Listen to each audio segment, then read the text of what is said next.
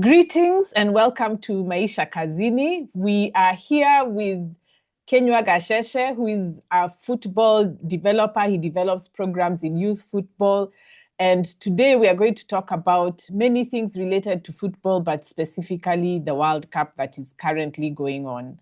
So karibu Kenyua. Thank you, Andia. And it's a pleasure and an honor for me to join you on your platform. The US doesn't like football. They think it's boring. Is That's it? how it looks. Like they don't like Yeah. soccer. They are in their own football bubble. In fact, there are now videos making fun of Americans, trying to understand what game is this. So why are they hosting the World Cup? What's their interest in it? Especially because we are seeing the stories of abuse of Senegalese players being stripped at an airport. A Haitian player denied a visa. Is it Uruguay players were being searched with sniff dogs? Dogs. Yeah. All this abuse, it's like the US doesn't like the game. So why are they hosting it? I'd say I'd break that a little bit in the sense of saying, Yeah. who in the US doesn't like football? Oh, yeah. Who is it who doesn't like football? Number two, football has been growing in the US Yeah. for years. Mm. Three, the US, funny enough, does have a historical relationship with football, right? And then four, they're hosting it because of money. There's money. There's huge money being exchanged. So let's start with who doesn't like football in the US. I think the way the game has grown in the US, one of the most famous football results, or one of the most famous results in football history, comes from the is it the 1930 or the 1934 And we're talking World Cup? about men here, because the women Yes, do very well. and I'm saying that because Yeah. the US beat England 1-0, right? Mm. And in this World Cup in the past. Now, when that happened, the English couldn't believe it, right? It was the 1950 World Cup, right? In fact, when that was reported in the English press, they reported it as an England victory 11-0, right? They couldn't believe America had beaten them in a football match, right? That's how far they thought it's their sport and not an American sport. But it's just to show that the US was in a World Cup in the 1950s. Yeah. So they have had a relationship with the sport. Mm. The thing is, it meant that was a World Cup which was not their tournament. The Europeans had already organized the World Cup. And they had control and regulation over that experience in that tournament. The thing the Americans don't like, it's not necessarily the sport, but it's the control on the money and the capital. Now you have a sport which we don't own. So who owns, how does this work?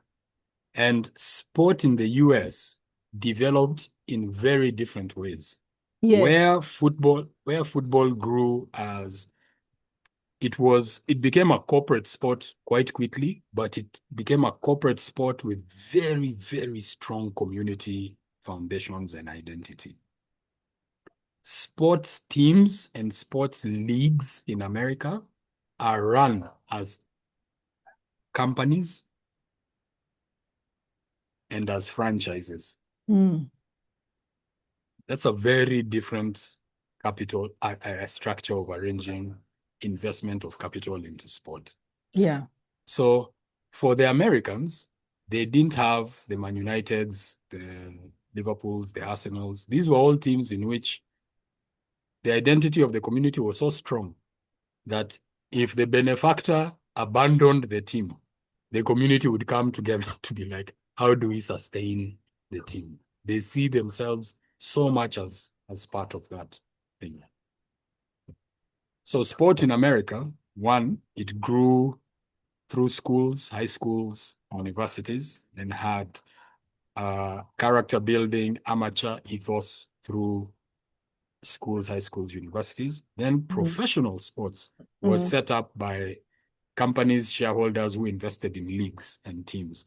So the NBA, it's not like the FKF Federation. The NBA is a company, right? It has shareholders. The National Football League, NFL, it's not a federation, right? Like FKF, it's a company with owners and shareholders. The National Hockey League, the Major League Baseball, those are all companies, those leagues. The English Premier League learned from them when it became the English Premier League, right? Then that company sells franchises. So you buy into the National Football League by owning the Dallas Cowboys franchise. Okay. So you build your team, you become a franchise, you take it to a city, right? And you build your franchise within that league. Okay? So today in basketball, the New York Knicks just won the National Basketball Association, right? So the New York Knicks are a franchise of New York. Then the genius and capacity of the owners of that is to turn the Knicks into a beloved brand in the city so that being part of New York means now as the Knicks, you found that place. In football... Sorry, can I just interrupt there? There was a time I did follow up that story, but I had Americans complaining about like having I think it was the Timberwolves in somewhere in Minnesota. Is it Milwaukee? I don't know where. Being stationed somewhere else other than the state, and people were complaining. Correct, I don't know whether because you could come as an owner and buy a team out and then say, I want to move this team to a different city. Yes. And so they were like, why keep the name if the team is not... It's not there. Yeah. But you see, that thought is even possible in an American framework of how capital is invested in sports. Yeah. You could never come and say, I want to buy Liverpool Football Club and take it. Now, I've gone with Liverpool Football Club. We are now going to be playing from Brighton. But I think those Man U owners, they were not plotting something to that effect the time there was a meltdown when they were doing elite things. I think they may, and I think with football and with English football, a version of that is going to happen, right? Where look at Arsenal winning the other day. Yeah. If you're an Arsenal owner and shareholder, and you're seeing Kenyans on the streets, and you look around the world and you're like, millions of guys are here. I have to harvest that. So all of a sudden now, Arsenal as a brand is more important to me as a shareholder today than Arsenal as a community. Ouch.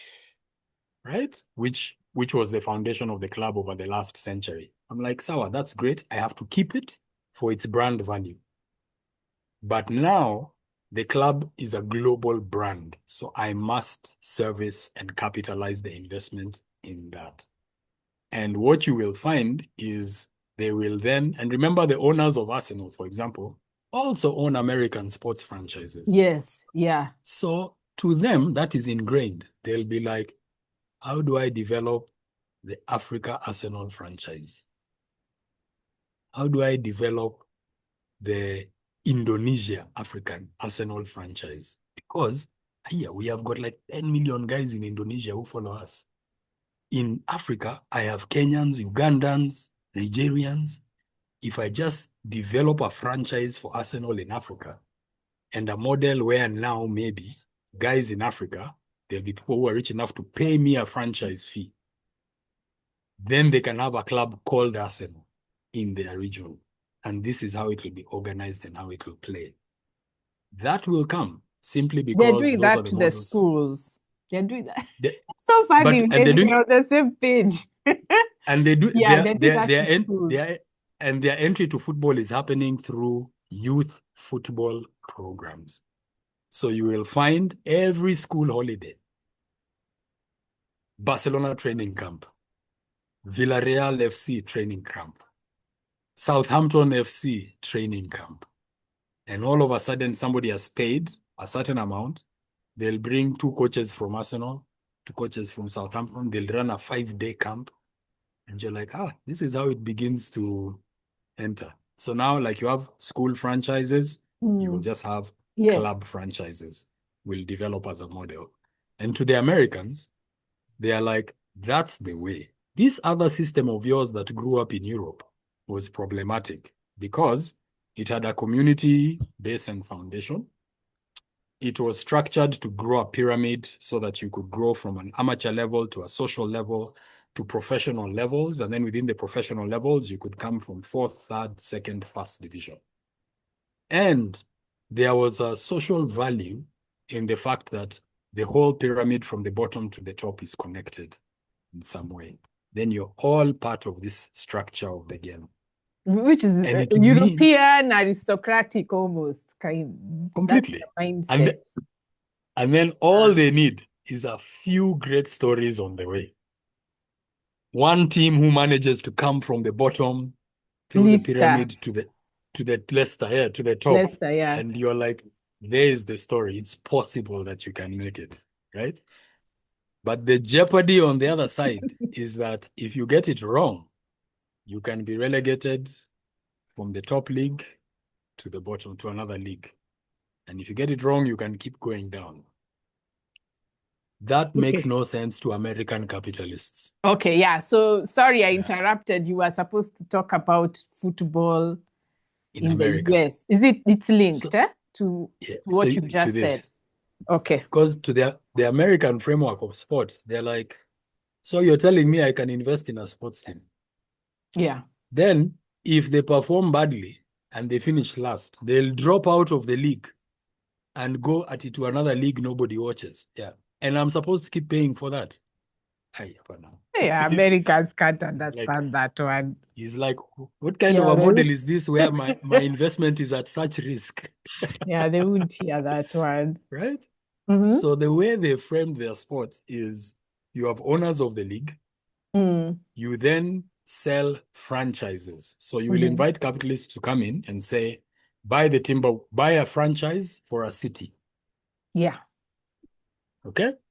Now, a city like New York is one thing. A city like Minnesota is different. One is like a huge urban center. Another one is in the country somewhere, right? If you're in New York, like now the Knicks, you've established yourself. You're at the Madison Square Garden. It's a temple of American sports, right? Yeah. Like you have to invest in that franchise in a certain way to bring New Yorkers together, to be part of New Yorker identity. If you're in Utah, you're in the capital of Mormonism, but sports is still important, but you're not going to get what you get in New York, but it has a franchise of its own, right? So you sell franchises to cities and to investors to come and buy those franchises, set them up in different cities, and then like McDonald's, basically. Correct. You make money then then what the league will do, will say, now we have built a portfolio of these franchises. You guys are going to play each other, and we're going to sell the broadcast rights for all these games to the TV stations. And that's going to bring income into the league. I will distribute that income to the teams and the franchises on this scale, and the league will retain X amount as well. So all the team owners buy into that model. Okay. And at the end of the season, nobody gets relegated. You just go to the bottom of the table, but that's it. You finish at the bottom. Okay. Yeah. But then this is what they do. They say, where do the next generation of players come from? And they come through the American college system. Yes. So that's how the American college system is linked to professional sports. So the pro players all come through college, who all came through high school, who all came through primary school. So the school system to high school to uni to pro sports is aligned, right? Yeah. That's very different from in England. you had to make a choice. You couldn't be going to school because the clubs did not develop in conjunction with the school system. Yes. Right? So if you are a very talented footballer, it's very likely along the way in your teenagehood, you made a choice, school or football. Because you had to join a professional club and play as a professional in your teenage years in order to make it through to the first team by the time you're 18, 19, 20. In America, you become a professional through the education system.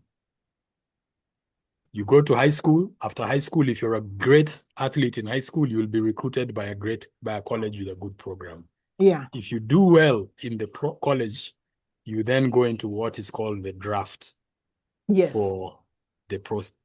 And the way the draft works, and this is an agreement of the league and the teams, if you finish last in the league, you get the first choice in the following year's draft. What's the rationale? Meaning you finished bottom. Yeah. You get the first pick of the most talented guys that come out of college the following year. You understand? So, as a team which finished last, you see, in football or okay. It means in football today, Akina Man United can keep buying the best young players. Yes. If you finish last in England, how do you go to convince a young, talented guy to come play for you? Yes. And then Manchester United is there telling you, no, but come to us, we'll even give you more money. Yeah. And we are Man United after all. You'll be like, let me go there. Yeah. But in the States, if you finish bottom as a team, so if the Timberwolves finish bottom, what they know is 2025, we finished last. In the 2026 draft pick of the choice of who to pick for the players coming out of college, we get the first choice, which means we'll be able to pick the best player for our franchise. Right? So the way they have chosen to balance it, when you finish last, you get the first rights to the access of the talent. Then over the years, that should allow teams to sort of develop some kind of balance where every team, so even when I finish last, I'm not despairing that I'm going to be relegated, which means if I'm relegated, I'm now out of the money loop. Because the money loop is funded by American broadcasters, but they only fund teams who are watched. So now you're always in the money loop. The broadcasters, the league, and the team franchises form like a core pyramid. The money moves in here. The capital is taking care of each other. So if you finish last, yeah, and you see the capitalist then is connected even to the college system. Because even when I come through college as a great player, I know that if I'm the best player in the league in college, the team with the right to choose me first is probably the team who finished bottom. But many guys don't mind. One, they know they'll get paid because that team will still get money. Okay. And two, the narrative of American sport is always that you arrive and you take the team from where it is back to the top. And so you have these cycles where, like, the Knicks just won the NBA. The last time they won it was 1973. Wow. Right? In our generation, us guys grew up seeing Michael Jordan and Chicago Bulls. Yeah. Have they won it since then? I never even hear of the Bulls anymore. Right? And they dominated news. Completely. Yeah. But by the time they were recruiting Michael, they were not a powerhouse. They got him because they were not doing well. Then you're like, the team which finishes bottom gets the first choice on talent from the college. Then you're able to rebuild your team in that way. So that's a very different philosophy of how to manage capital and develop sport in America from the UK. And now when you bring that to football, it meant... Sorry, just to say, that's very aristocratic because the European model, because that's how even the economy is organized. You either succeed or you're removed. Even Kenya is like that. Yeah. And then in America, it's the capitalists in different sectors come together and they're like, how do we finance this and protect and ring fence our capital? So the broadcasters know they always have these teams and franchises available. The league has to always build strong franchises and keep it controlled. And they keep it controlled and make sure money will always be invested by making a loop where they are guaranteeing the shareholders and owners of that team, you will never be dropped out of the league. Oh. And the way you will get out of the league is either by staying here or you sell. And when you sell, there'll always be another capitalist ready to buy, right? Because we have built a model that almost guarantees return on investment for their shareholders. In the European model, Yeah. the number of people who have gotten football clubs and then gone broke are many. Right? So the Americans are like, that's insane. You guys, us guys can never leave our sports investment that exposed. But it meant that's how their baseball, basketball, football, and hockey developed. From primary school, high school, college, pro sports, owned by shareholders of teams as franchises, part of a league that is in turn a private company owned by shareholders and financed primarily by broadcast money, which is also. So those three groups of shareholders design the structure of American sport and connect that to college, high school, and school sports. That's So how you move, right? what happened with So with football it, then, or soccer as they call it? yeah. So it meant with football, the sports attention of kids in America was defined initially by football, basketball, hockey, and baseball. Those became America's and white America's sports. Yeah. Right? Yeah. Football, or what they called soccer, Mm. was a thing which white Americans initially were like, that's British and aren't we getting independent from them? We have our own sports. Yeah. So there was a period in American history where they're like, leave that It was a British thing. nationalist thing. Yeah, we want our own football, American football. And you end up with a football that uses hands, right? And I really don't like that game. I don't get it. there was I just an find it element, a so strong ugly element of and that. busy and loud. Loud. And they were like, that was their image to themselves of their masculinity. Yeah. Yes. Similar to Mangan and how you were saying he defined what kind of mirror the British used sport as for themselves and their masculinity and empire. Yes. American football was a big thing to white American men like that. Yes. Like they couldn't be here around doing a British sport and then the British have something over them, right? And then they are going to be regulated by English rules. Yeah. Yeah. They're pride. Right? Yeah. They were like, no, wachana na hiyo. So football was sort of left and it's looked at as a sissy game and it's not a who plays that. Is that why the women are stronger in terms of global ranking? Then what happened with the women is somewhere in the 70s, right? A law was brought into being. The Title IX, or that's for university? The Title IX, because what Title IX did was make equal investment in sports. Okay. In the education and school system, right? Between men and women. And so that opened a lot of opportunity for women in sports in that system. And one of the sports that girls started playing was football. And now they were being offered the game, equipment, space, and they had not had the level of conditioning that American men had endured about football. To an American man, football is American football. Yes. Right? Yeah. to women, were they going to girls? They were now in a place where already they have the social dimension, which doesn't want them to play American football. Yeah. That's the preserve of men. Men. And it's Yes. man, right? Mm. But here is another football that they can play. And so they played. Mm. And Title IX allowed Really them to good. play. They're really good. Yeah. Yeah, it's fascinating And to watch them. as they were playing, the boys were not playing, Yes. right?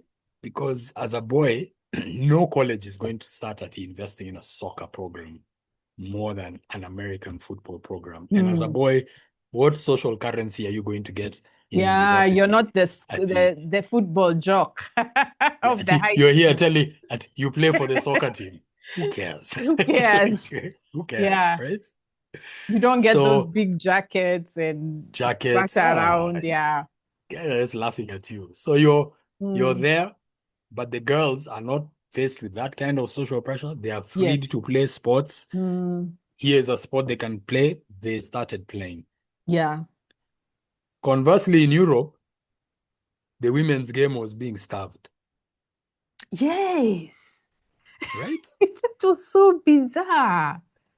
Starved to the degree that Serena Wigman, who was coaching England, she's a Dutch lady. In her lifetime, she has a twin brother. She used to have to cut her hair to pretend she's a boy so she could play. What? Right? So the women's game in Europe was being starved, not being encouraged. But the Americans had a generation in the 70s and 80s where girls started to play. Mm. Then, as the women's game began to get organized, a very funny thing happened where you found, oh, kumbe the American women had created a foundation for the sport. Girls were playing football, then they were coming through the colleges, high school and colleges, and it was beginning to. So by the time the Women's World Cup was held in America, America had a really strong culture of women in football or soccer, Just watching them, I right? remember I was so fascinated by how women can play so well. So well. And the Yeah. Europeans were realizing, hey, what happened? Oh, yeah. They were Yeah, nowhere in the. we were just being hammered like completely. And so a big thing happened where Mm. football among the American youth and among girls really, really kicked off. Then when they won that World Cup, that Women's World Cup, it ignited and solidified that, because what do Americans love more than winning, Yeah. right? They were like, hey, now we are winners. Now there's even an audience for the game. A bit more investment into it. But with the men, it was still football, basketball, baseball, hockey, and then Okay. football. Somewhere And we are down. talking ice hockey, yeah, not Ice hockey, correct. not Yeah. the hockey as people play. Us guys play, exactly. Yeah. So, and then the men were just getting hammered wherever they play. So even the Americans are like, oh, no, you want us to support losers. So this is how do we invest in that? So the capital who had invested in all the other big sports Mm. didn't see the value of the soccer as a sport and what is the audience that we are making this sport for. Because if you don't answer that question, how do I get a return on my investment? Mm. Right? Mm. But there were those entrepreneurs who over the years had seen what football was around the world Mm. and who kept trying to bring football to America. Yeah. So you found you had the North American Soccer League in the 70s. They brought guys like Pelé to come and play there, Beckenbauer from Germany, George Best from England to try and popularize the game, Johan Cruyff. They really, really tried to create leagues, teams, TV, sponsorship, and audiences, but there was no base at the childhood level to carry the thing that they were trying to market at the league level. Level. So they would try, but they never got the traction. Okay. And again, that's part of the history of American investment in sports. Like I said, the baseball leagues, the American football leagues, the basketball leagues were all companies. The ones which are there today are the ones which survived. So the original basketball associations were people who tried to set them up, tried to do what the NBA has become, and then failed. There's the time the NBA came, then you had the ABA, and they were competing for players and attention. Then one business model won out, right? And has become the standard. So the Americans are used to, like, you start, it fails until you get the mix right. I think the women's game found a version of that when they won the World Cup, and then they became dominant in the game. So now they were able to attract investment primarily at the college level of the game, even though at a professional level, they were not yet able to build audiences. But they became very dominant in the worldwide game. And that did a big thing for now, fanning the interest of players, especially girls from a young age. And then as society moved, other parents started finding soccer is a great game for their kids to play at a young age. It's less dangerous than American football. Yes. Right? It's easier to set up. You don't need equipment. You don't need those my helmets and my pads. helmets, nini. Yeah. So it now began to, so over the years, you began to see, oh, even more and more boys are playing the game. But then when they hit high school, hey, Bana, yeah, it's about basketball, America. I get that thing is still American there, right? manhood. Manhood, yeah. But that foundation began to happen. And then around the world, other countries started having to catch up with the women's game of America. Yeah. And this clubs started investing in women's teams. Countries started getting stronger. Japan, the Scandinavians, the Swedes, Brazil. Even though in each of those countries, their women faced huge gaps in investment and all kinds of those brutal social attitudes that stop the idea that women can't play. Women like that was persistent in all these countries, but they began to now make moves and deliberately invest because they're like, how can we as Brazil be hammered by Americans in football? Whether it's men or women, right? Doesn't make sense. So they were like, let's start trying to catch up. So that's happening. The women's game is leading the front in America. Boys are coming into the game. Then America hosted the 94 World Cup. Yeah, that I remember. And I think they got a glimpse there that there's big business to be done with this sport. Okay? Why did they bid for it? Was it just let's try and make some money, or it was again an experiment? It was a version of that. It's an entrepreneurial approach. Somebody's like, the World Cup has never been held in America. That was the first time? It was the first time it was held in America. 94? And 94. And what? We want to, and then for FIFA, it's also like, we have to open a new market. We want a new market, yeah. Market, yeah. You guys are the most affluent sports market in the world. Yes, right? Yeah. So we want to bring the game to a new market. Yeah. And then you find in America, guys who are like, yeah, bring the game, because that will help us now build the structures and build this game out. Yeah. So if you take 2020, we're now 2026, right? So 2026 to minus what, 1994, that's only 30 years, right? And they've brought the World Cup back. Yeah. So in that time, more boys have come into the game. The Americans men team has grown a bit and improved. The Major League American Football League has had to grapple with the MLS. The football is now the MLS, Major League Soccer. It's gone through so many versions of learning how to be a football league in an American context. Because it has to become a football league in a franchise model. With all those breaks. Yeah. That which is are very now different. Being introduced.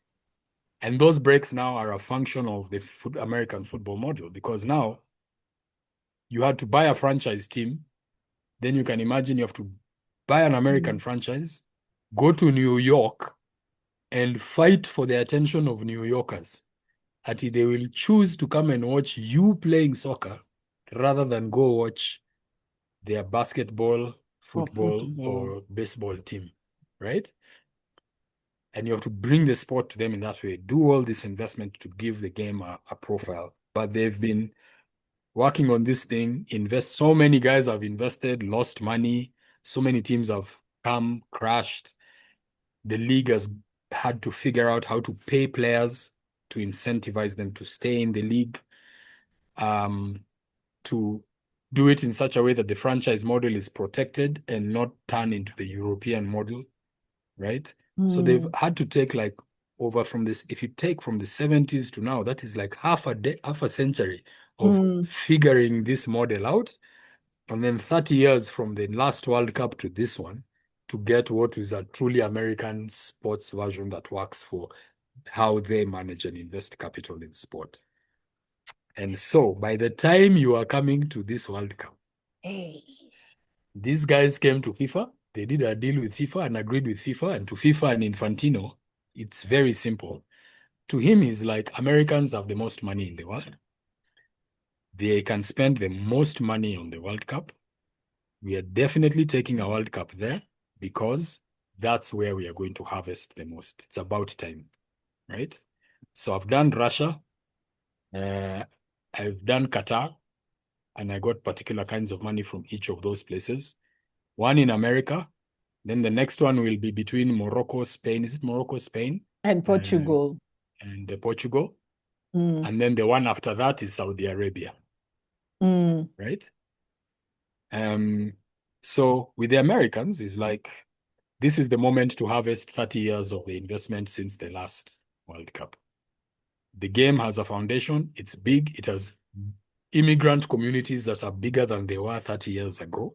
Yeah, especially communities from Latin America. To whom you don't need to teach the value of the game. Yes. Right? They already know it. That's audiences. Yeah. And then we are now in a season where the broadcast of the game is both TV and digital platforms. Yes. Okay. And so that's who I will do business with as FIFA, is the investors, shareholders, capitalists of the broadcast and digital platforms. And we are going to bring the game and sort of advertise it across those platforms, get people into the stadiums and make our money in that way. And he needs that money because he came into the presidency of FIFA off of the scandals of the previous FIFA president. Blatter. Is it his name? But in his Blatter. But in his campaign for the presidency, he made two fundamental promises. That he would increase the size of the World Cup up to 48 teams. Which he has done. Which he has done. And that he would give every federation more money. And Blatter was, in fact, I heard that the reason why Blatter was so difficult to remove was how much money he was giving football federations.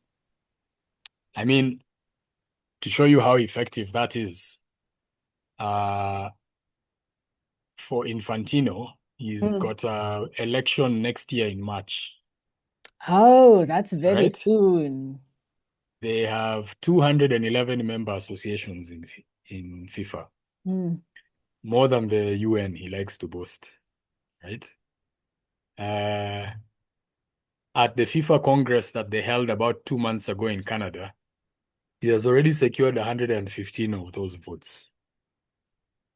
Based on the money. Jesus. Right? Yeah. Including the 54 block of African votes. The one time we operate, when our referee was kicked out, we couldn't come together. Right? But the one time Africa has operated as a consolidated block in football is to assure Infantino that he has all our votes for next year. Right? And this is just so absurd. And we didn't say anything about this guy, the Somali guy. Huh? We didn't Come say on. Now anything. there you're causing problems, man. Are you going to tell him that we need to take united action? The guy will be like, hey, let's talk about things that matter. Right? Does a referee matter to you Surely. compared to In what I'm giving you? the bigger scheme of things. Now, if I head a federation in Africa, and next year, this guy has promised that I'll get $8 million. Okay, that's not a lot of money. I'm sorry, it's not. It's To not sell a your vote, lot of maybe not. money. But For my vote, but that, yes, but it's for a a it's a country's football, it's a billion shillings peanuts. in Kenyan money, and that's what we are going to take as a lot. Okay. But one day when you read and see the bribes that were being done even by Qatar to get their World Cup with Akina Blatter, people were being bribed with $40,000. Right? There was that. In fact, when I heard that amount, I was like, Yani, so little. I'm sorry, Yeah. but the money is so But little. what are the numbers we hear our MPs being bribed with in toilets 10K. in parliament? Yeah. 10K. I don't think So it's the amount. I think there's just a thrill people get from free money. on free money. You can bribe So I'm MPs like, 5K and they'll do what they want, what you want. Even M-Pesa 5K to them, they'll be fine. you know that thing you were saying about let's do a quick maths, okay? Say you develop the game in your neighborhood, okay? Every week, 500 people come to the field. And let's say those 500 people buy a soda, a samosa, something. So we give them an average spend of what? 200 bob? 100 bob? 200. 200. That's 100K, Mm. right? Mm. And then you do that times 30 weekends in a year. That's 300. No, That's 3 3 M, million. right? That's one neighborhood. Okay? It's still not a Now, lot. no, but let it compound. Eh, How many public schools do you have in the country? I don't know the number. Is it the 20s of thousand? Correct. Yeah. So Eh, let's say there are 20,000 school fields in the country, right? And all those school fields are in neighborhoods, isn't it? So what's 3M times 20,000? 60M. M or billion? Because 3M times just 2,000 schools is 6 billion, Oh, yeah. Okay. Yes. It's right? six. Yeah. So times 20 is 60 billion. Mm. That's a local grassroots football economy with 500 people per school around Kenya just gathering to watch football and spend 200 shillings. You could create an economy that generates 60 billion shillings for you every year. But that's why I'm saying getting $8 Yeah. million, what is It's that? nothing. It's And that's, you nothing. see, you connect now to when we were saying the first thing you must steal from people is their story and their imagination. We can't imagine that the game could be something which gives us 60 billion shillings of our own money every year. We have to wait for FIFA to give us 1 billion every 4 years. Even every year, it's one. We are so cheap. Every 4 years, we make our 1 billion. And you are now happy. I'm like, that's how we only have 8,000 professional footballers in the whole of Africa. Here you are with a chance to grow 1,000 schools. If 1,000 schools, which is nothing in the context of the country, right? 1,000 schools, because every school has space. It's just 20 schools per county, right? If 1,000 schools just put 500 people together, and each of those 500 people spend 200 bob, 100 million is generated every week. Times 30, you get a billion shilling economy from the sport your children are doing. We can't imagine that. We will wait for 1 billion shillings every 4 Every years. 4 years. From a Mzungu. I think it's the from a thrill Mzungu. of the Mzungu. Correct. That's where our imagination about what the game can be. So I understand now in that framework, I understand now when Fanon said your stadiums should not be, you should not be building stadiums. You should be building the game. Fields, the game Yes. in fields and in schools. I understand why. But again, that's a hugely dangerous thing to our politicians because Yes. you are going to have 500 people gathering in 1,000 fields in different places every week to have fun without us. I am not the star of that rally. I am not telling them about No. Burundians, I don't know, selling socks. Why are they selling socks? Can they go home? I don't have that. Yeah, politicians can't agree. Right? And so now you go through all that, and in America, those kids love football, right? Girls and women love football. That lady is a star. What was her name? That footballer. There was that footballer who had become a highly admired. The woman, the one who, the captain of the, was she the captain? There was one lady, might she be the one called Megan Rapinoe? Was it that one? And she was one who she was a top footballer. She was also gay, and so she had a really high profile, and she was very, very outspoken in terms of pay us equally. Yeah? Because she was one of the ones who led the thing saying, isn't it interesting? As women, we've won the World Cup multiple times. Not just once. The men are even defeated to qualify. Yeah, they don't even finish the group. And they are paid more. They are paid more than us.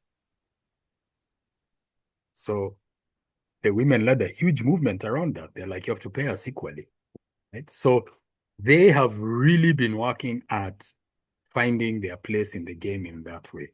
But it means what's been happening now is the guys who organize capital in American sports, it's within the last 20 to so years that they have aligned with FIFA to understand just what is available from football.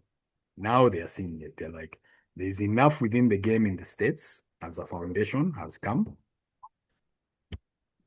We have the platforms that allow us to build and sell and market brands around the world.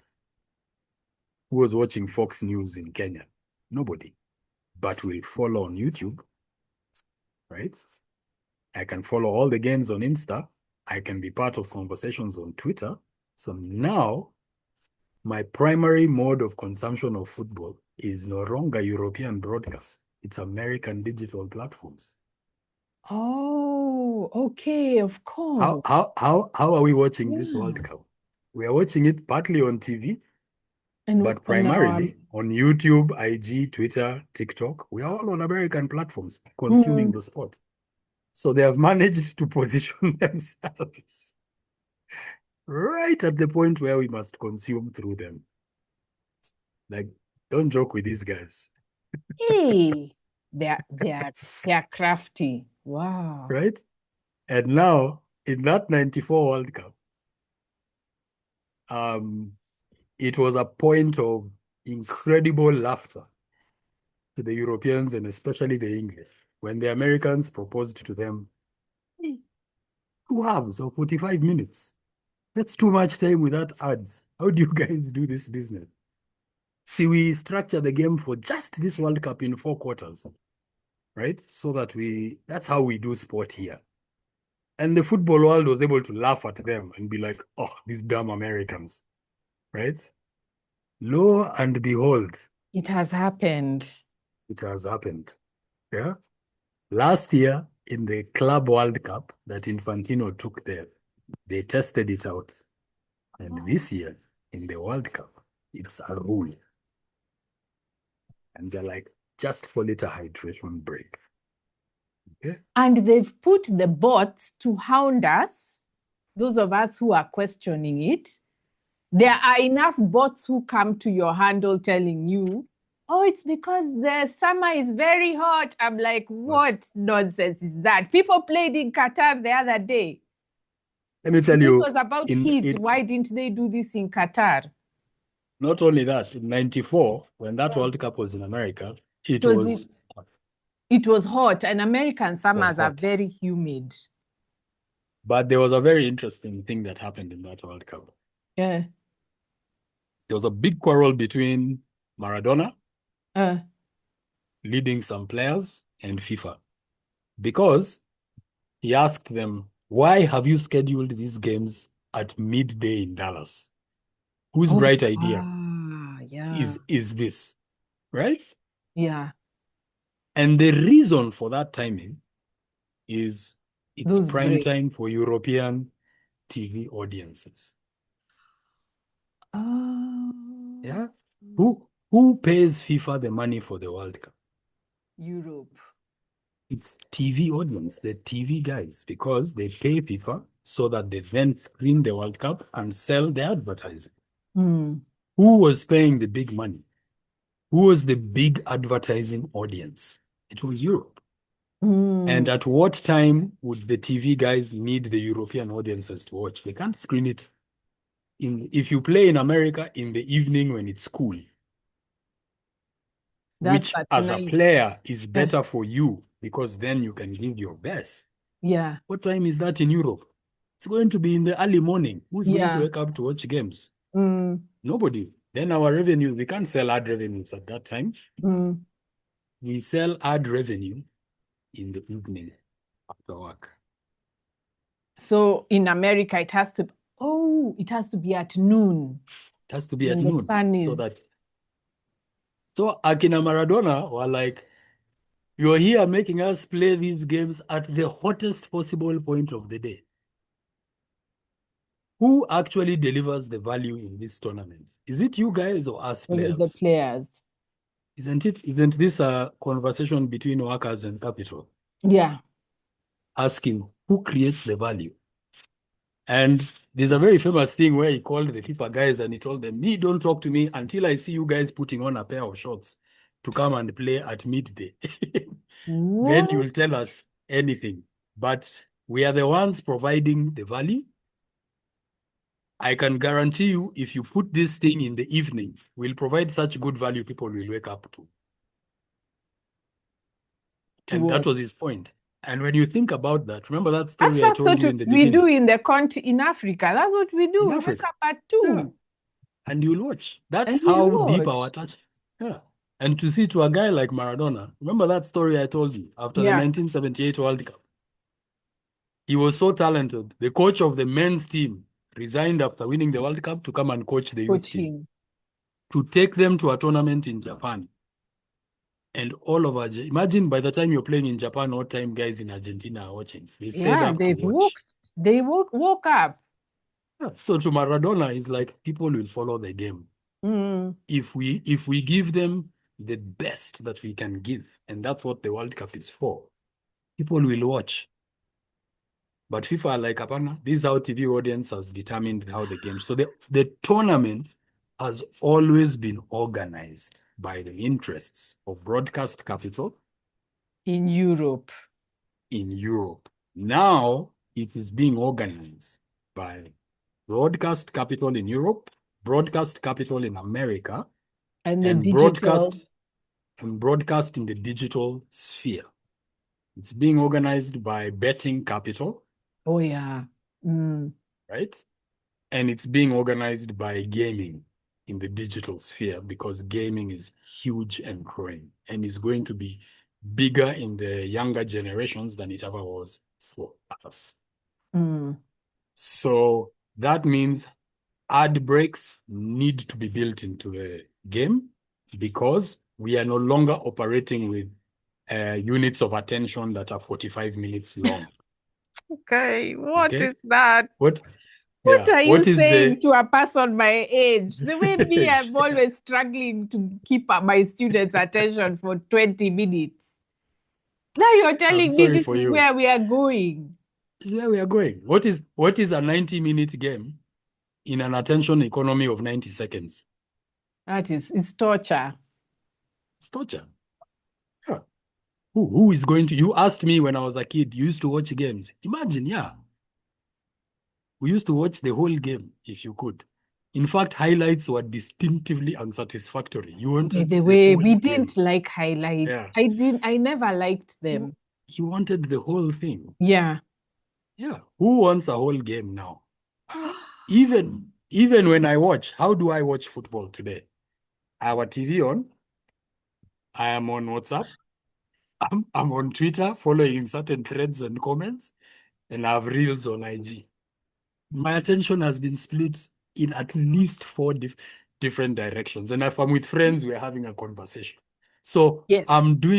my attention is doing five things at the same time. Which sometimes has been modified by the drink you're consuming. Consuming, right? Now, a teenager or a 10-year-old, this is the norm. Hi. He's not experiencing it as a change. I'm experiencing this as This a has a change. change. That is true. Yeah. Yeah. They're not experiencing it as a change. Yes, that's a norm. They're experiencing this as a norm. Okay. And so I don't know whether I can interrupt. This should come at the end, but what does that mean for the African mind, especially when we are so undereducated as Africans? We barely know our history. And part of the problem is that we can't concentrate long enough. So could one say either that it doesn't matter, football is a different ball game, or what? Or it won't affect our attention span? Because attention span is a big problem in Kenya. Very big problem. People don't know what happened we are in 2026. People can't remember the 2017 elections. You've even gone far.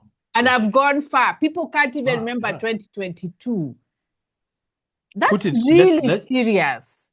I think it would be a mistake to frame it as what will it do to our attention? It's already done. It's already done. It's already done. Take for example. Wow. This fact. How have we experienced this World Cup? You heard this year, I'm sure you must have heard in your age group and with your peers, a lot of people who are like, I'm not even feeling the World Cup so much this year. Right? Before I used to know, like in a month in advance, the World Cup is coming. I know I'm going to see things I've not seen, guys I've not seen. That was distinctively different this year. Yeah. And when I think about why that might have been, I'm like, oh, World Cup used to be an experience of football that happened every 4 years. There was a real gap between one World Cup. Yes, and that the is next. true. Yeah. Where is that gap now?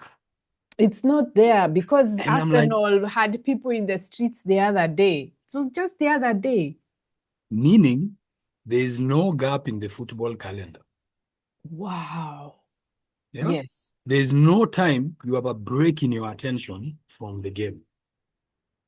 Meaning, football is playing and fighting for its place in the global entertainment industry and the global attention economy, where if you go missing for a short while, people forget you. People forget you. You're no longer competing with other sports. You're competing equally with a reel about a guy who saw something funny a goat was doing yesterday, and now he has posted that reel and it has 2 million views. And you're like, now what is this? You're competing with all kinds of content. Things. Yeah. Right? Okay. Yeah. So now football has to understand itself as content. Then its competitive edge is that it is a platform of stories. Football is a continuous generator of stories, right? So now we're with the Cabo Verde goalkeeper. We Mm. even know Cape Verde can be pronounced Cape Verde or Cabo Verde. Yeah, we are with him. We have even forgotten Mane's story, right? Yeah. Mane's story Yeah, of sponsoring the hospitals and the the schools, and I don't hospitals, know what else. right? It means in the space of a couple of weeks, I went through watching Arsenal reach the Win. culmination of this journey. Yes. Then I had to let go of that because the following week there was the Champions League final between Arsenal and PSG. And yes. And then immediately that has ended, the World Cup has begun. I'm like, wow, those are three huge football experiences that just came One after like the this. other. Yeah. I had no time. And before, Arsenal would have had between the end of the season and the beginning of the The next next season season. to process the victory, the feeling, the joy, the poor Arsenal guys, within 1 week, when they lost the Champions League final, they are feeling like failures. That by the way, I found very cruel, because And that, yeah. I'm not, I don't watch football that much anymore, but my husband and my son, I had them bantering each other about Arsenal winning. And then the next week, my husband is feeling so bad because him is the Arsenal fan. Yeah, Watching you're mourning. Arsenal being beaten, I'm like, you didn't have time to At all. enjoy this after 20 years. 20 years and then it's gone in a week. It goes in a week. In a week. No, right? That's cruel. I'm like, that's what structures and finances that attention economy. And football is now reconfiguring itself for that. Oh, To Jesus. fit that. What? Right? And so now, the World Cup has to be commodified in that context. The purpose of this World Cup will be the amount of content it can generate on all of those things. And then by the time the World Cup finishes, type stars from rags to correct. riches, kind of. Like that is so necessary. Yeah, all this Cabo Verde, and an the game will nation that had never been at the World Cup. Now they're there. Their goalie, he wanted his grandmother to come, and the U.S. State Department saw it fit to now come and give her. They're being played. And the minute the World Cup finishes like this, pop, the champion is raised and done like this. The next day, just watch your feed within the next day and week. The English Premier League has to reassert itself into your attention very quickly. You will find you aren't allowed to process any of those stories properly. Wow. You had to shift now. See, now we'll have finished. We're in middle of July. Then now the English Premier League has to kick off somewhere in August. My friends, that's where football is. It's been commodified. The unit of attention is now no longer a match. It's a moment, right? And it must generate moments continuously. And so you're kept as a football fan, this is your frequency. It's always anxious. It's always tight. You've gone from 22 years of winning and you are not allowed more than 5 days before. And actually those 5 days you couldn't enjoy them because you are like, the next one is coming. Yeah. And if we don't win, it will be so terrible. And I'm like, you have failed to appreciate that even that final and how you reached there and even how you performed was progress. Are you different from those parents and coaches at my youth league who are so fixated on winning that they cannot taste the game in any other way? Right? And when you're trapped in that, whose narrative are you consuming this You will game? never think your own stories. You will never think what is in your interest. Oi, Kina David today in the way they are really trying. Guy. And then I was saying to someone, and you have to, in your process of this, you have to go through being able to host those contradictions in your mind and in your emotions, because Yes. you probably formed your attachment to support those teams when you were young, right? Yeah. And the game is powerful. It does that. And the game is to be loved. Beautiful things happen in it, right? The stories are incredible, but they don't exist separately from a certain system. And that system understands you very well as both a raw material of attention and Yes. a consumer of products. And it gets both from you.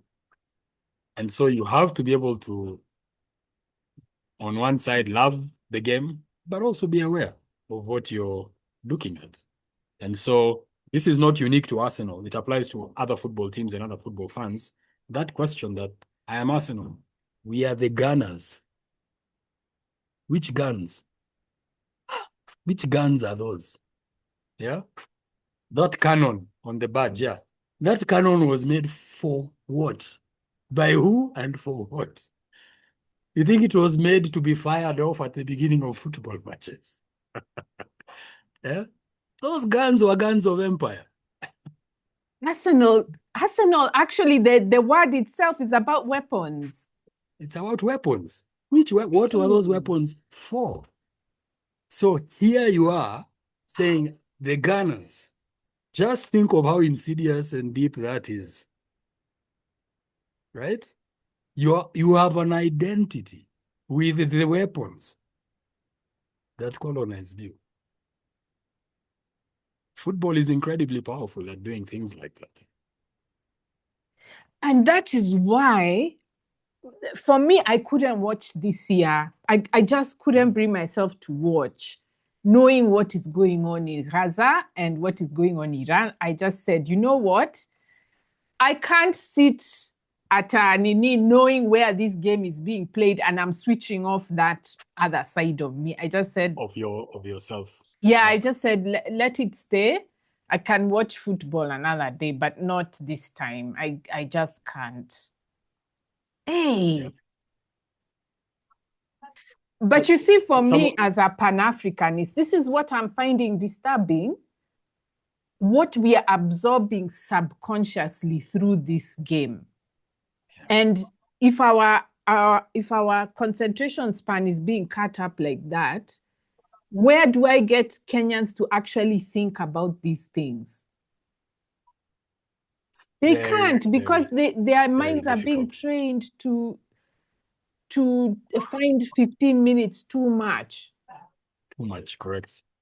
And I that's why I think for us and for me, one of the ways we are trying to do it is you To have to play make a game game. philosophically Yeah. differently. And you have to come and play live football. Mm. Come and actually play and watch the game being played.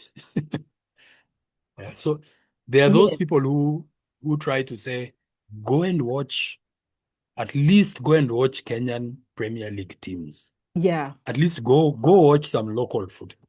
There's that. There are people who promote that, right?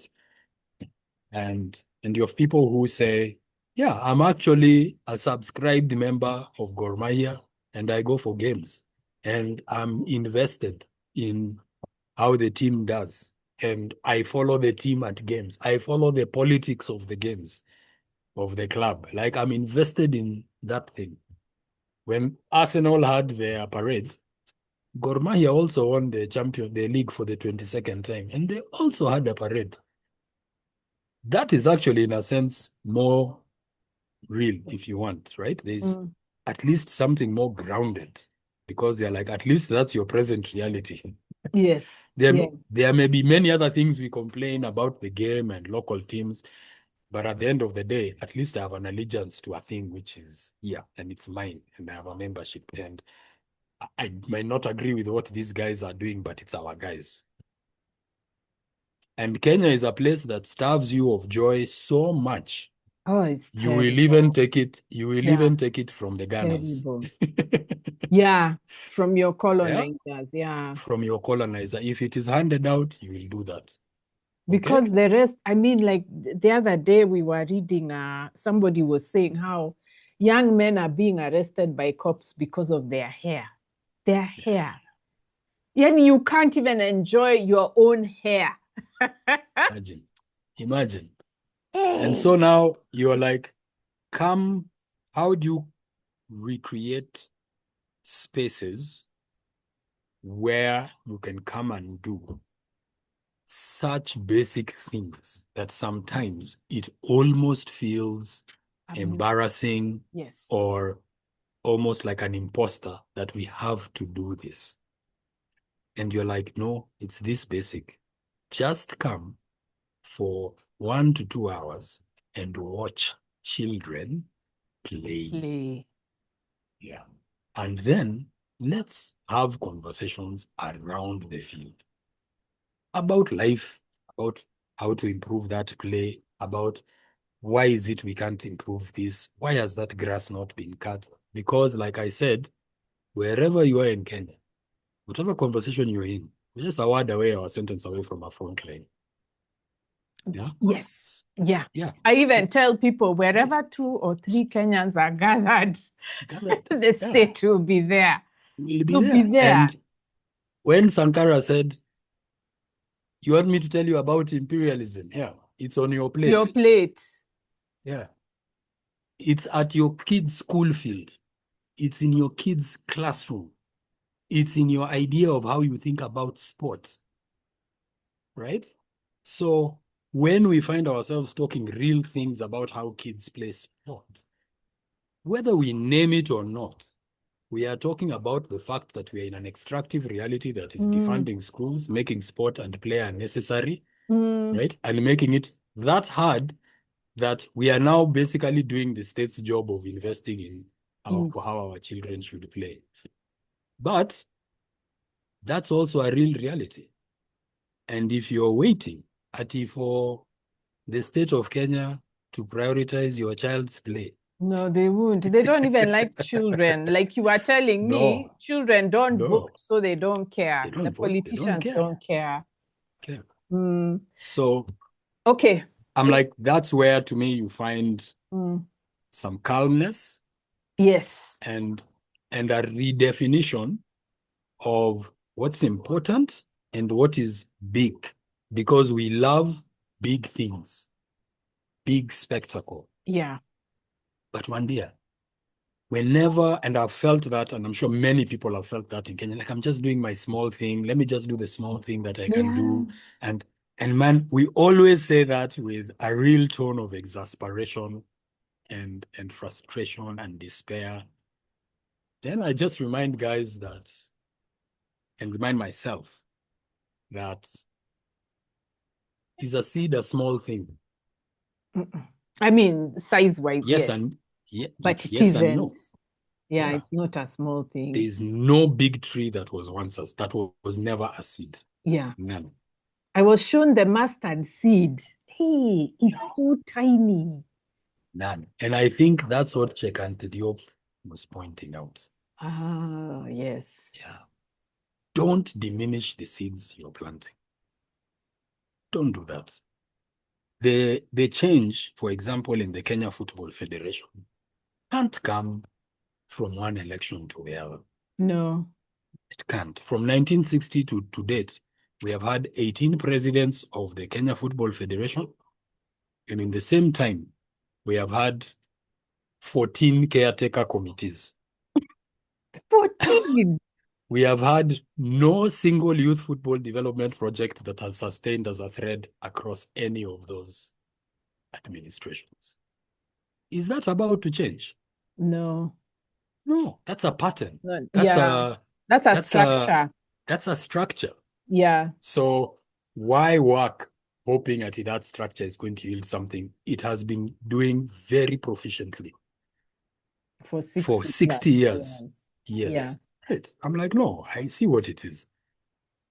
If Micah Little League, it just has 8 teams in under 9, 8 in under 11, 8 in under 13, 8 in under 15, and 8 in under 17. Each team has 20 to 24 players. Just those numbers alone, one day, translate to 1,100 players. That's a huge Right? audience. It's a huge audience. Yeah. If 10 Even of for us a did big that, club. Yeah. if 10 of us did that, that's 10,000 kids. Mm. If we did that one every year over 20 years, over 10 years, that's going to be 100,000 kids playing regularly. That's where the next generation of administrators is going to come from. That's how the ones who will change the game will have grown with a different kind of consciousness about what the game means to them, because it will become normal to them to play football here regularly as a part of life. That by the time they are adults financing and organizing the game, they are doing it and reinvesting the capital of their intellect and their energy and their time back here. There's two boys who they were doing a documentary at for football. And they came and asked me at one of the league games, can we interview you? We are doing a small documentary of the league. I was fascinated that they had chosen to do this at just on their dad's phone, and they were Oh, going that's around nice. interviewing. That's really And I nice. was like, absolutely, let's say. So Mm. we found a place. I sat down. The dad put the camera to film me. They told me they are really enjoying the league. And the first question is, why aren't there more girls playing football? Mm. And I thought, if this is your question at 11 years old, do you see what I'm saying? Like, Yes. what kind of game is this child seeing? He's already seeing structural problems Yeah. with the thing he's experiencing every week. And Mm. he's asking about that problem.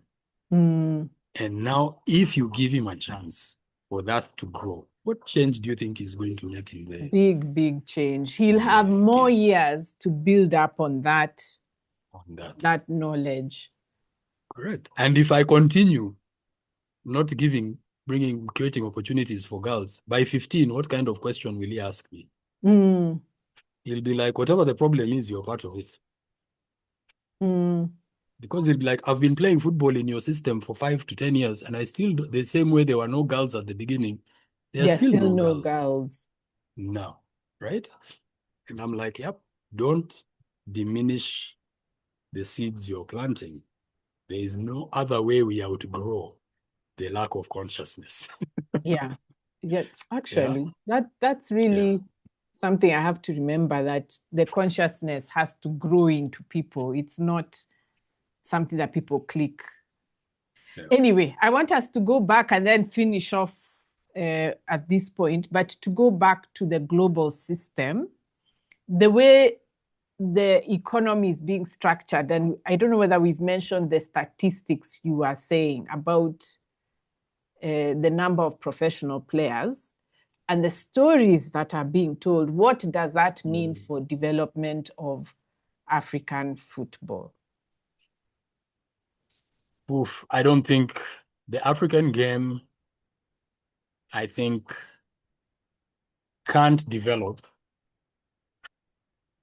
in the current financial and political structure of the game. Mm.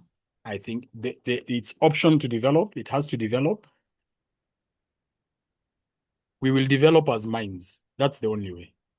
We will continue being minds for talent, right? And our definition of success will be about making it to Europe, Yeah.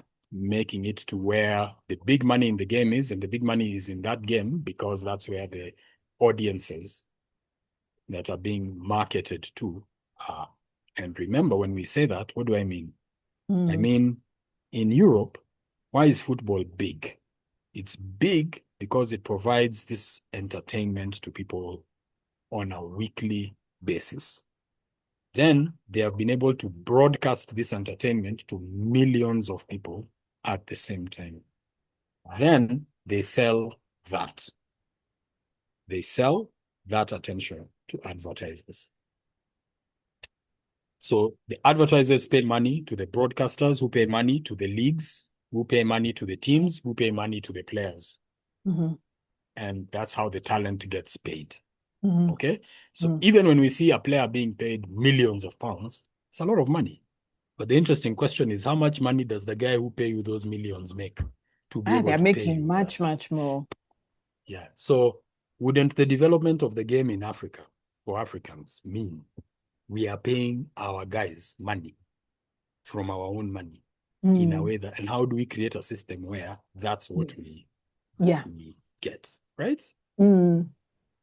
But we are in a cash crop structure. Okay. We are in an export-based cash crop mining structure. Hey. So what those Europeans need from us Is is raw. two things: raw material, which is Sadio Mane as early as possible, and now with digital platforms, consumership, meaning the mobile Kenya, phone. watching. This is the 21st century football terrace. Yeah. So I need to be here, or they need the best of us going to play up there. So we are both being mined and turned into consumers. Is that dynamic new? Where you are either, your purpose in the system is raw material and consumer. Actually, that's all you are. I mean, that's why we export our raw materials and the product is sold back to us. Back It's to the us. same.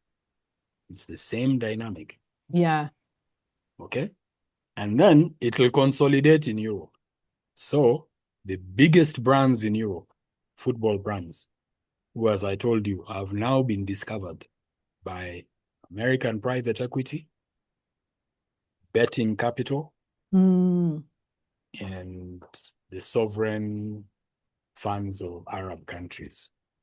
What are the interests of that kind of capital?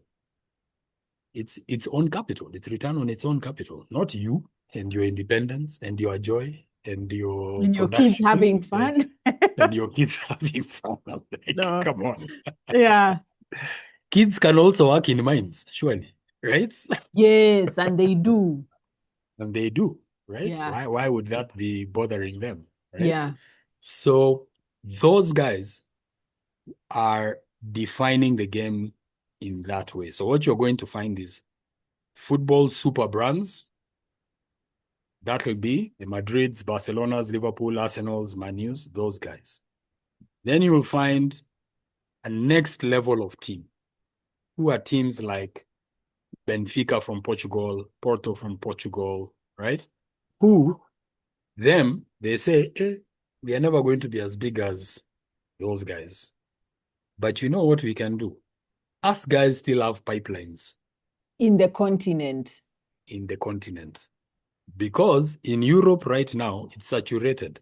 If you're a talented 10-year-old in Europe, it's impossible for you to be undiscovered. Yeah. The scouting networks are so thorough wherever you come that you will pop up as a talented kid in Geshagi, Croatia. You will have a Geshagi team which will come to the next city where you are. There will be a team which will come to the capital city where you will be seen by another scout for a team in England, which will find you, and then you will find yourself very quickly in London. So the most talented kids in Europe, you are known by the time you are 9, 8. And you're already in a club system very early. So the competition for talent has gone down in places like Europe to 8, 9, 10 years old. 10-year-old with an agent is a real thing these days. Right? Wow. Isn't that insane? Right? But It it's real. is. Yeah. Parents are already enrolling their kids in academies at 6, 8, 9, hoping it'll be the next best thing. I'm like, that's a huge violent expectation. Your conversation with your kids now are about his career. By the way, they are not even teenagers. Teenagers, right? And then we'll always be That's the told model about I hear politicians and Ministry of Education talking about. pushing. That's the model they are Completely. thinking. That's exactly what they're pushing. And Yes. you'll always be told the story of the one who made it. Yes. The other million who did not. That part we don't discuss. The same thing is happening in athletics. The stories of those who don't make it, you don't even want to know. They're devastating. Yeah. So these other lower level of clubs will then say, as our role is we have to form a role in the pipeline. Mm-hmm. We'll feed Akina Man United with their players.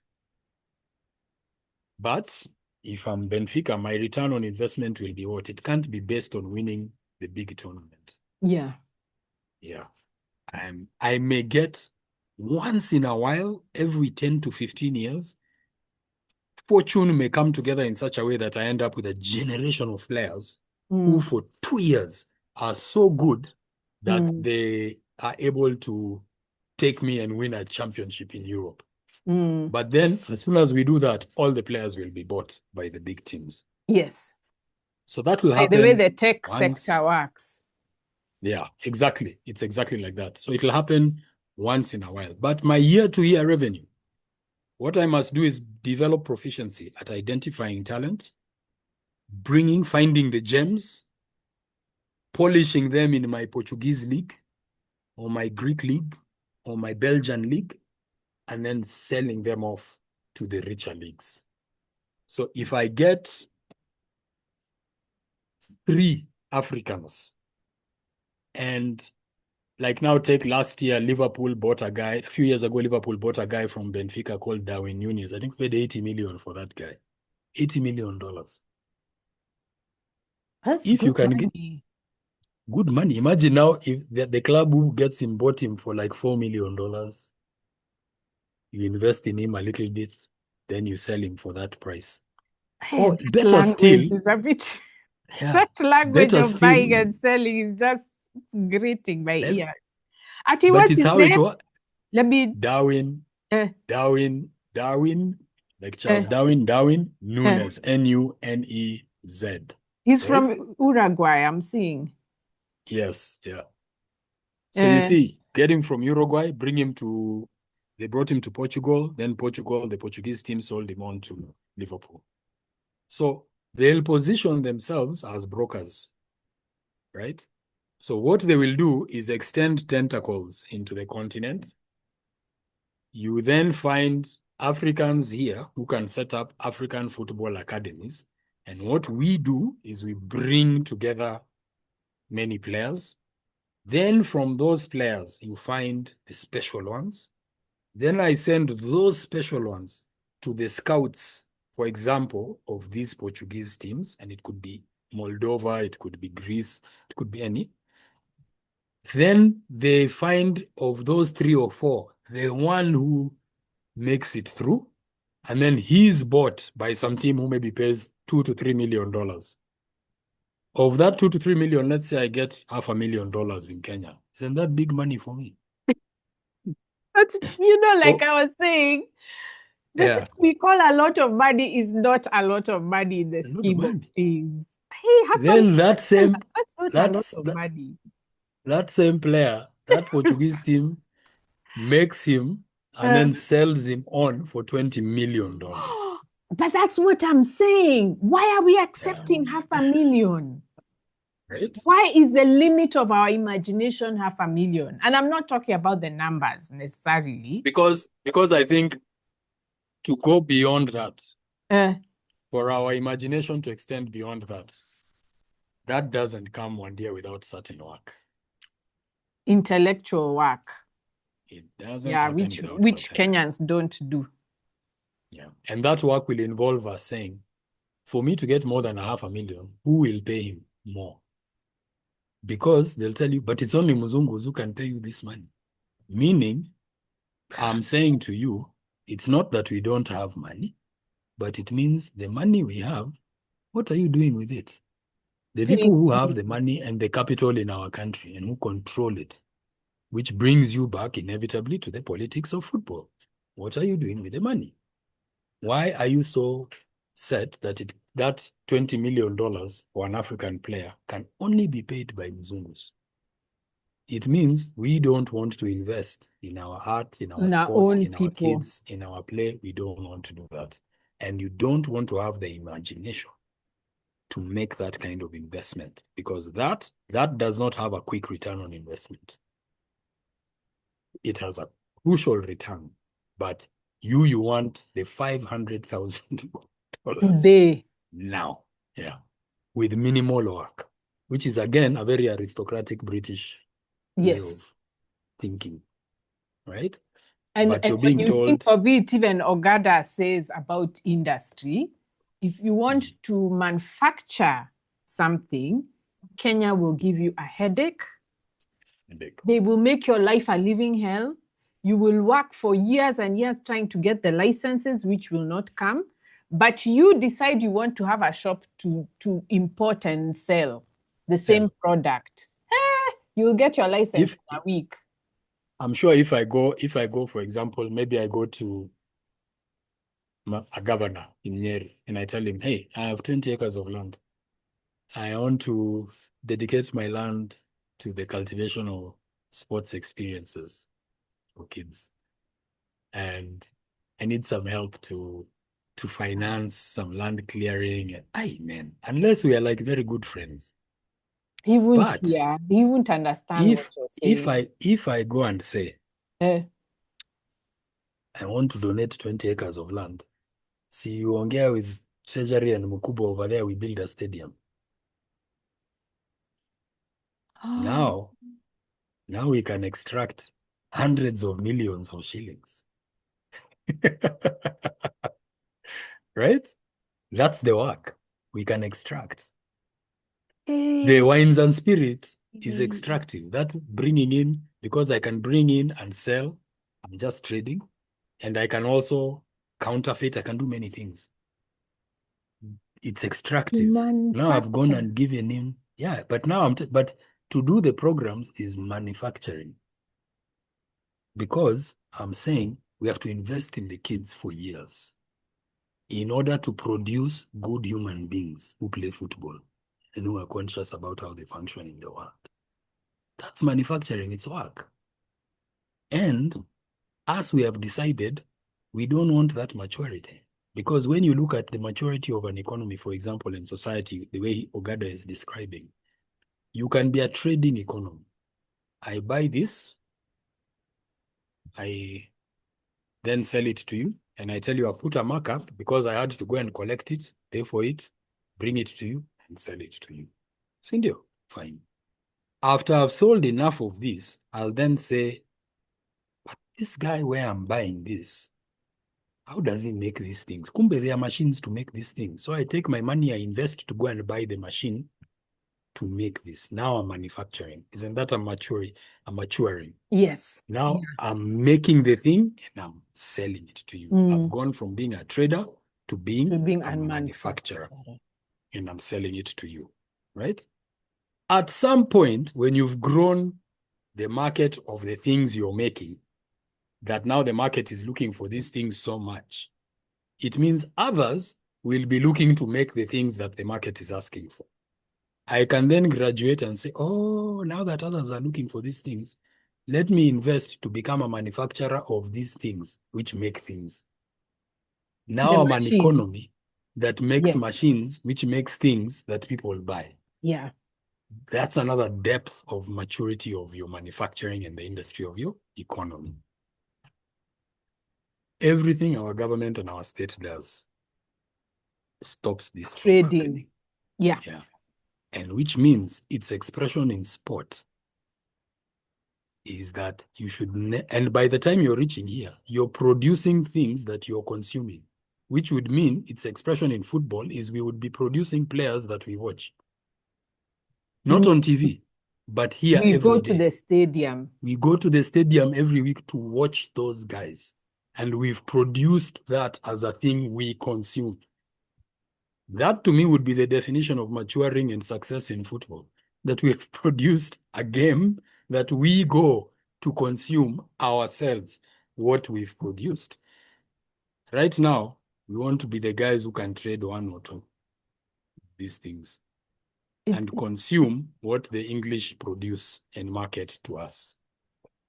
And if we can get one raw material over there, great. And so we remain at this level of immaturity. At best, you remain a trading economy. And now, I think there's ways in which they're doing it where you're even being the trading economy itself is also being shrunk so Yeah. that it's owned by fewer and fewer people. So you're actually going in the opposite direction from production, right? And that's what conservancies are. That's what These FIFA donations. donations are. They are all in the same WhatsApp group. And so I think underlying all of that is the same logic.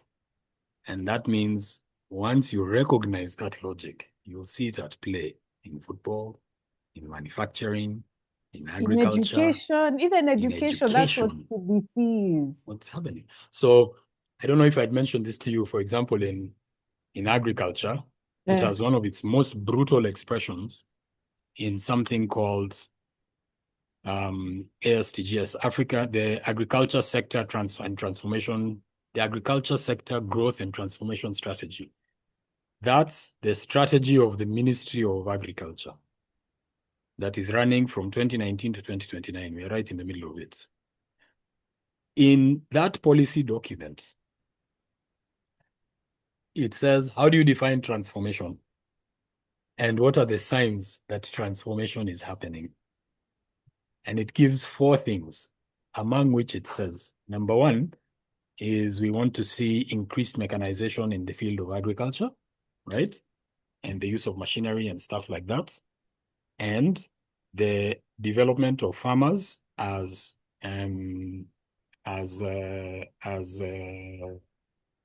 customers of those inputs. That's, first of all, a very interesting definition of a farmer. You have now defined a farmer as a consumer of those inputs. Think about rather that. than a producer of. A producer. Okay. Oh God, that's just. Number 2 is you will recognize the transformation by it was that we want to move to shift, and this is explicitly how they frame it, to shift farmers out of farming into productive jobs in the value chain process. I'm not surprised. I'm not surprised.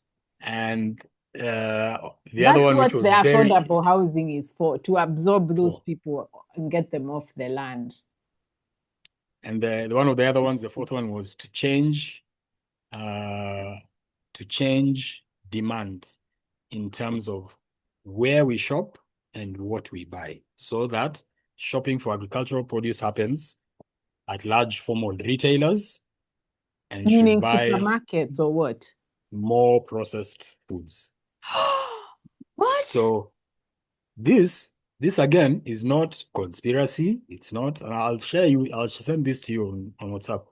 This is the stated vision of the 10-year strategy that we're in the middle of, right, of our Ministry of Agriculture. And this strategy is signed by multiple African countries. We all signed from the EU, from the AU, and are approaching this. So between that, compare that with somebody who tells you your conservation policy should be designed for tourism and conservancies the way Mordecai expresses. The same thing. Compare it with what is CBC? Yeah, what is CBC defining learning as? Skills, right? Without knowledge. All of them are producing farmers who will not consume their own food, will not know how to, will produce farmers who don't know how to feed ourselves, footballers who can't play for each other and for ourselves, right? Animals that we can't live with for ourselves. You're like, this place is not for you guys to live your life the way you want to connect and live with it. That's not what Africa is for. All those structures take us in the same direction. You're on a front line in whatever field you are in. Oh, this is just so painful. Right? But sometimes people will tell you, stop being so negative. What you just have to be negative and look at things this way. And I'm like, yeah, I think we also have to recognize what we are looking at. No wonder if you try to be a smallholder farmer in Kenya, it's so hard. There's a whole structure geared to make sure you don't succeed. No wonder if you're trying to teach a certain kind of consciousness, guys will be like, you're wasting my time.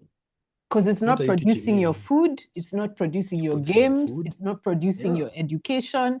That system doesn't exist in the daily life of being a Kenyan. So Kenyan.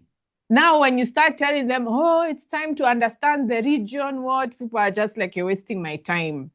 My time. And I'm like, and you know, the first page of that strategy document, that thing says, agricultural transformation is a decades-long process. These guys understand that it's a long game. But Then us, go we to don't. the back page and look Who who wrote it? financed that, who wrote it. Yeah. Yeah. Okay? And you're like, this is how we are being managed. So when you ask CBC me, was what is... like that. I even Yeah. asked the ministry, what is British Council doing on the first page? Doing here? What are they doing there? Syngenta in the No. strategy document of the country. What? Okay, yeah. I'm like, this is who has written this thing. So they know. The guys who wrote it have told you on page 1, cover page. It's a What they're about. decades-long process where we are going to shift farmers out of farming and make you buy food of processed kinds in large formal retailing. And farmers will become customers of input suppliers. They've told you that and told you it's a decades-long process. Football will be no different. You will be providers of talented gems and consumers of the game they broadcast to you. But you will not have the imagination to say, I want to enjoy the thing we produce as communities who love the game and craft it week to week. And I will pay money to go watch this here in my neighborhood every week. That if you bring that into a discussion today, guys will be like, hey. The same way they tell you, smallholder farming, it's not economical. That makes no sense. It has no value. It will be no different because the logic underlying the structure. Neo too, the same one like in a Rodney and Fanon who are trying to educate us about.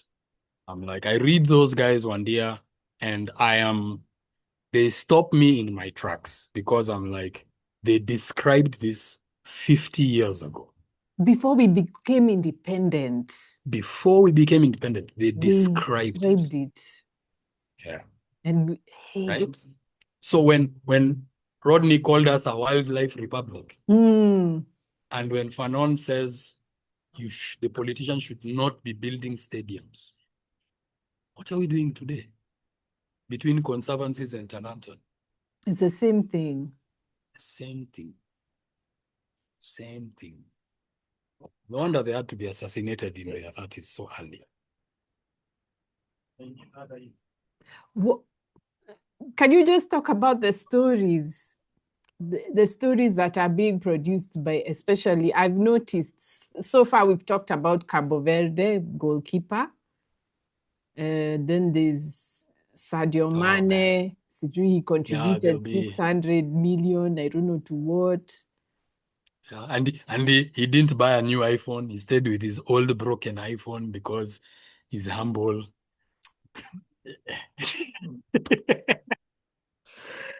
What? These stories are for us, clearly, because the characters are Africans. Yeah. So what's the story we are being told to distract us from the back end? Because that we are talking about the back end. I think the story is that the platforms, the pathway to your success is through the tournaments and structures that organizations like FIFA have created. So football is what FIFA makes. I think that's one huge, right? And it fights to command what the brands would call to be top of mind in your space. That when you think of football, you think of, and it's FIFA. effective. Because if you look at us today, talk to any person about football, and you try to say, what are the top of mind brands in your mind? It is FIFA, the World Cup, which is the English Premier League, La Liga, the Spanish league. Those will probably be the four big institutional brands. Then you'll get the brands which are clubs. They'll say Madrid, Barcelona, Manchester, Liverpool, Arsenal, Chelsea, PSG now is in there, right? So those are like the top of mind brands. And the story will be about success is getting into to those brands. And that the route to success is whatever gets you to go through there. And I'm like, that's like the route to success is going through the Sahara and crossing the Mediterranean to Europe. Actually, gosh, it's the same story. Same story. Like, man, that's how we are going to succeed. So we are never going to have an economy where we come from, where I don't need to go and cross the Sahara. I'm never going to have a story about football where I never had to go play in Europe. I'm never going to know a sense of success outside that. That means I'm perpetually a failure. I'm defined structurally as failed from the beginning, failed as not a bug, but as a feature of the system. And I can only come out of that failure a gem at a time. So I'm a mine. Yeah. I'm a mine. And the when story you think of it, because the Africans dig the ore, but the ore is transported and the refining of the minerals is done elsewhere. So when Hundein is telling us about these railways which are being built to take things across Namibia and where to those sites, how is that different now from the railway line being built between African football academies and leagues in Europe to take our talents through into there? Because we are never going to see that $20 million. We'll never see the final price. The price paid for that flower in Holland and what the guy is paid here as a salary for growing it. That's who we are. It's the same. Those lines are just sporting railway tracks, taking our talent and mining our talent and taking them there, the same as the ones taking the minerals from Congo. And the story about the individuals is just there as the PR to keep you hoping, to keep you thinking it will be possible, to hope you will be the one who makes it, and that liberation and success is defined in that way. The rest will just be generation after generation will be telling kids, sport can take you nowhere. And your idea of sport was just the image broadcast to you on a screen and platform owned by the same person who owned you as capital when you were slaves. I'm like, these guys are that. When they say it's a long game, it's a long game. They have understood it as decades and centuries. And when I say that, how Europe underdeveloped Africa, right? Yeah. One of those days I was reading the book again, I think last year after many years. I read this paragraph, and it was one of those days where I read the paragraph and I just put the book down. It's just like that. I can't do I'm more. like, it's enough for today. This is what the paragraph says. When the British defeated Asante in 1874, Yeah, as we like to say, are we together? How long ago that is? 152 years ago. Mm. When the British defeated Asante in 1874, they had in their forces African troops from the coastal towns around the Gold Coast forts. Those Africans had been in contact with Europeans for so long that from the 17th century, they identified themselves as Dutch, Danish, or English, depending on whose fort gave them employment. They had fought battles for one European nation against another, and by the late 19th century, it was an easy matter to get them to fight against fellow Africans on behalf of the conquering colonial power of Britain. And I couldn't but help hear us when we say today, "Mimi ni mtu wa Arsenal. Me am Man U. Me am Liverpool." How different am I from that guy 150 years ago saying, "I'm Dutch, I'm English." And even now in the World Cup, we are here saying we'll support Mexico instead of South Africa. Imagine. That's Yeah. a bad conversation. It's a terrible conversation. So I'm like, football doesn't exist out of that structure. No, it doesn't. No. And the stories are there to make us think that it can, and it does. To tell you, don't bring politics into football. Can't you see the magic of the game? And I'm like, yeah, the problem is now for me is I still see the magic, but I also see the mechanics. And I'm struggling to hold both. But the easier thing is to be swept. The PR is powerful by the magic. So Infantino and his guys know, harvest these stories, flood them so that you don't stop to think about the fact. And by the time this, remember, think of that line. This is 152 years ago, people were referring their identity in that way. And yet he says the reason they were doing that is because they had been doing it for so long. For over a century. Before that. So one day we are like 500 years deep. Yeah, I can't undo that. Yeah. That's what work in my classroom. Yeah. Yeah, I was So kind of naive like that. I used to think, oh, when I go to teach, I will open my students' eyes. But now I hit the system from the minute I enter class. You can almost feel it, yeah. the system you're fighting. So I mean, I used to be a bit more radical before, but now I just say, okay, let me just do the syllabus. And maybe Yeah. I think a lot of us go through that. I think maybe also I think I'm learning a little bit that we can also be radical. I don't know if it's the right way to frame it, but we can be radical in almost in ecological ways. What do I mean by that?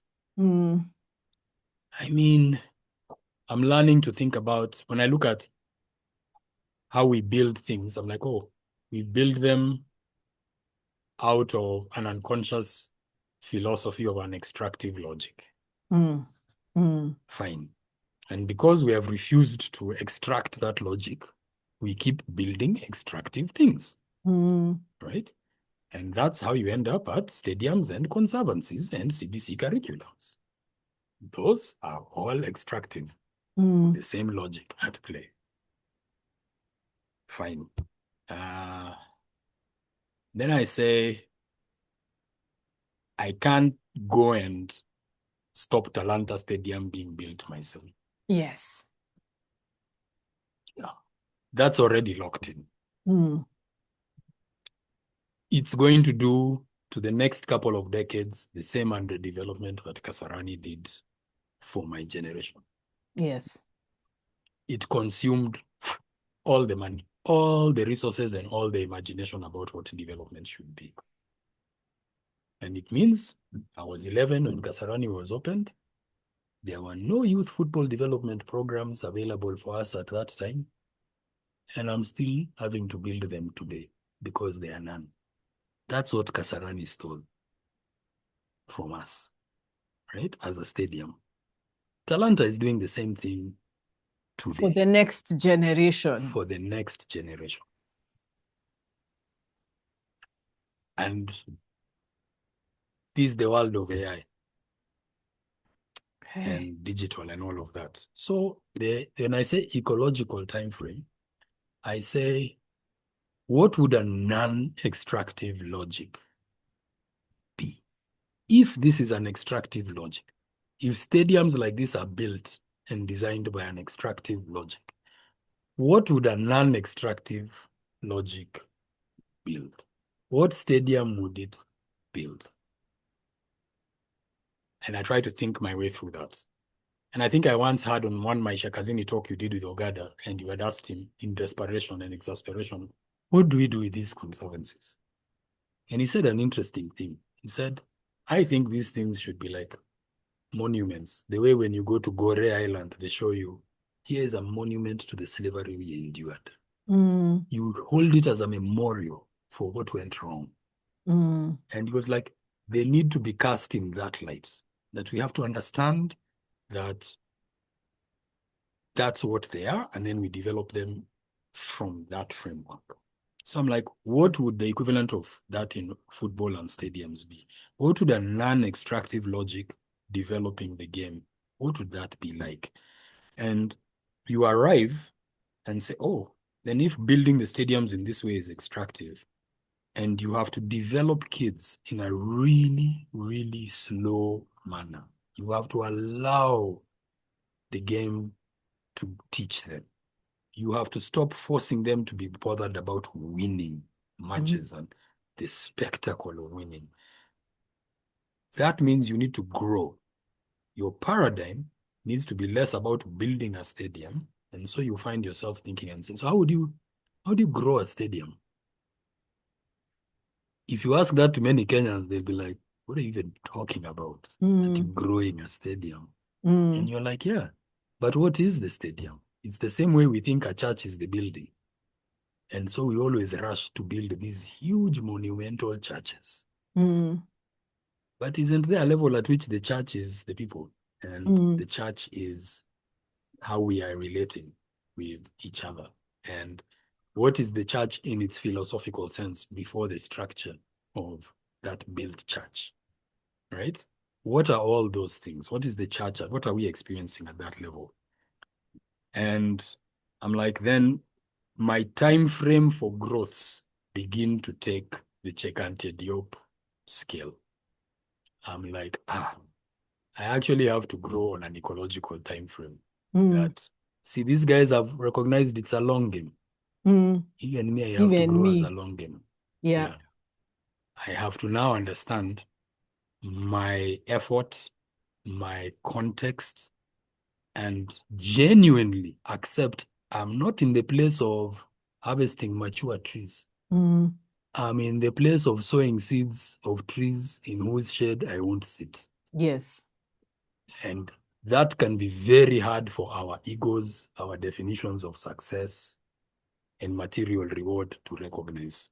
And yet, isn't that how trees grow? Yeah.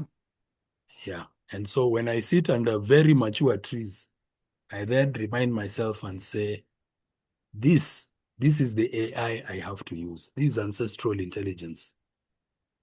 I have to connect to that because that helps even regulate my nervous system to be like,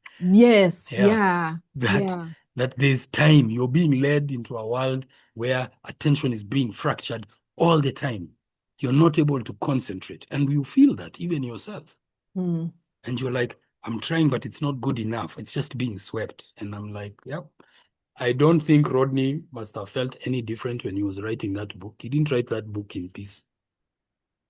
By the time he wrote, even Mordecai afterwards, I asked him, how are you going around talking to people like this? I know, it's a really hard book.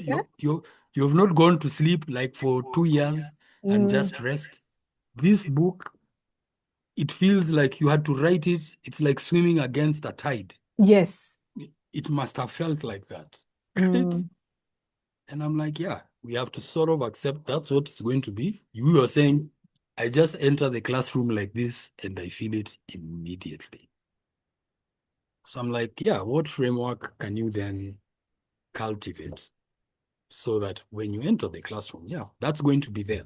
Yeah. That feeling won't stop. It will be there. Mm. But you have to have other spaces. Every desert, I'm sure Has all a the guys know, and spaces. yeah, as oasis, you have to create those. And I think you create those yourself and with people. Mm. And that you have to recognize we're in a season of like a desert of Yeah. leadership, of consciousness, right? Mm. Hey, yeah. And Really bad. and you have to create oases within that. Otherwise, you will navigate the system in ways where it is designed to, you could be there in the desert and the oasis is just here. And if you don't know, you will die of thirst here, right here. Mm. And I think we are thirsty for real experiences. We are thirsty for connective experiences. We are thirsty for community being a real thing and not Yeah. just likes and follows, right? Mm. We are thirsty for that. And to me, when I see those guys go out in the street for Arsenal, I recognize the thirst. I'm Mm. like, I see that. I'm like, yeah, you guys are thirsty. Yet I'm not going to name you that drink you're having now. But when you arrive at water in a desert, I think guys who experienced tell you, please don't rush and drink it immediately. Yeah, you see those skeletons over there? Yeah. Yeah. You have to be careful, eh? Be careful. Yeah, you're very thirsty. How do you drink? Is the water Yes. poisonous? Has it Yeah. got things in it? Like, Yeah. take your time, right? But if you have any element of consciousness today, I think you need to be and be making oases of yourself and for yourself with others.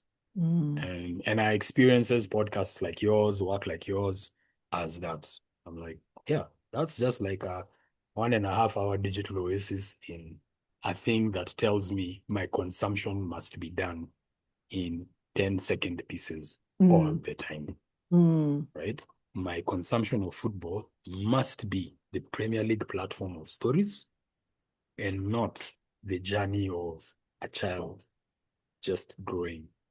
And in fact, you reminded me of a coach who I I read about and admired so much. He was a guy in America called John Wooden, and he was the coach of UCLA basketball men's team. He, as the Americans say, he was the winningest coach in American college basketball. Mm. He produced players who went on to play in the NBA, including one of the greatest of all time, a guy called Kareem Abdul-Jabbar. Mm. And he was once asked about his favorite players, his greatest players. What's the greatest thing he accomplished? And his answer was so interesting. For his greatest players, he named two. One was a pro player, and I think it might have been Kareem himself, and another guy no one has ever heard of, except maybe Wooden and that guy's teammates. And he said each of those guys maximized their potential. Each of them. It's like that was the goal. None of those guys was below the other in terms of what they achieved in their life. Because what this guy had, this guy, the character with which he built his career, right? Nobody can, just because that guy ended up being paid more money than him, does not mean he was a bigger success than what this guy became. Then he was like, look at all the doctors, firefighters, teachers, business people who came out of his program. Just about everybody who went through his program graduated and built a life and career for themselves. Then he's like, underneath all that, look at the great fathers, brothers, uncles who also played basketball with me. That guy had a very different frame of success. And it was success about what they turned into as human beings. It wasn't success defined by how much money they were paid Mm. for the skill that the employers in the system of sport that they had paid them. so that you worshipped the superstar, right? And I think we're in an economy where the superstar becomes the definition of success. Yeah. Money is projected to us as that, and that makes us forget really basic values around being a dignified human being, what it takes to have a dignified experience of the sport and life you live with every day, and what sports' role is in that.